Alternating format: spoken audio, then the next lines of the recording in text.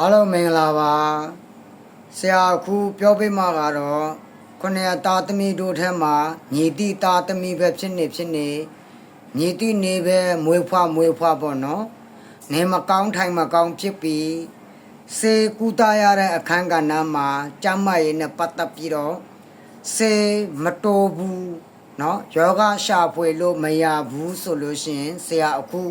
ပြောပြတဲ့ယတရားလေးကိုလုပ်ပေးပါအဲ့တော့မိမိတို့ရဲ့အင်ဂျီအဝတ်အဟောင်းတော်၎င်းပစိုးလုံးကြီးအဝတ်အဟောင်းတော်၎င်းတစ်မျိုးဆိုရင်ရပါပြီအဲ့ဒီအဝတ်အဟောင်းတစ်ခုထဲမှာမိမိတို့ရဲ့စပင်ရှည်သေးလက်သေး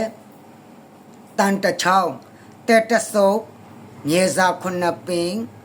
ပတ်စံငွေ100နော်ကြောက်ခဲခုနှစ်လုံးဒါတွေကို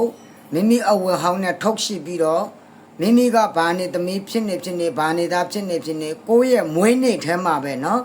ကိုယ့်ရဲ့မွေးနေ့ထဲမှာကိုယ့်ရဲ့မွေးနေ့နေ့ကြမဲ့နေ့ကိုညအတူအိတ်ပြီးဆိုတာနဲ့နောက်ရက်မနက်ကိုနော်နောက်ရက်မနက်ကိုဝေလင်းငက်တွန်တန်ကြားရှိန်ကြော်တာနဲ့ပေါ့နော်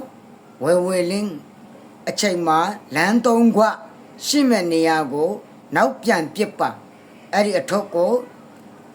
နောက်ပြန်ပစ်ပြီးလို့ရှင်နောက်လက်ပြီးတော့မကြည့်ရဘူးတခါတည်းတန်းထွက်လာခဲ့ပါ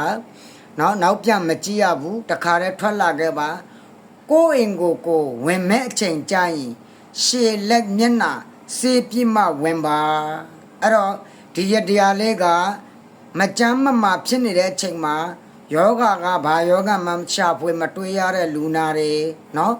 စေကုသတဲ့ပိုင်းမှာနောက်ဘာစေတောက်မတိုးဘူးမတိတာဘူးဆိုတဲ့လူနာတွေတိတတာဖြစ်လာပါလိမ့်မယ်လောက်ကြပါအားလုံးကံကောင်းကျမ်းမာခြင်းနဲ့ပြည့်စုံကြပါစေအဲ့တော့ဆရာကိုဆက်သွယ်မယ်ဆိုလို့ရှိရင်ဆရာထွန်းလင်းဖုန်းနံပါတ်က399562ဖြစ်ပါတယ်ဆရာမန္တလေးဟောခန်းရှိတယ်ရန်ကုန်ဟောခန်းရှိတယ်မန္တလေးမှာလည်းရပ်ပတ်လေးတွေနဲ့ထိုင်ပေးတယ်ရန်ကုန်ဟောခန်းမှာလည်းရပ်ပတ်လေးနဲ့ထိုင်ပေးတာဖြစ်ပါတယ်လားစင်တိုင်းကရန်ကုန်တစ်ခါမန္တလေးတစ်ခါ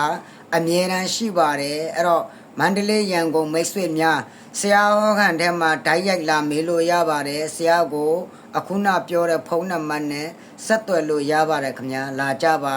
အားလုံးမင်္ဂလာပေါင်းနဲ့ပြည့်စုံကြပါစေ